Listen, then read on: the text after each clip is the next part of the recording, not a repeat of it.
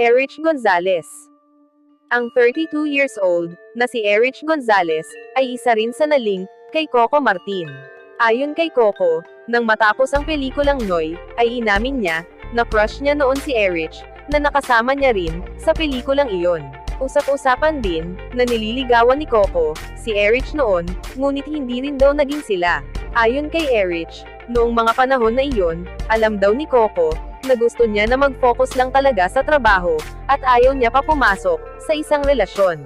Sinabi niya pa na hindi daw siya niligawan ni Coco dahil agad daw nito nirespeto ang kanyang desisyon na mag-focus lang muna siya sa kanyang trabaho at hindi sa isang relasyon.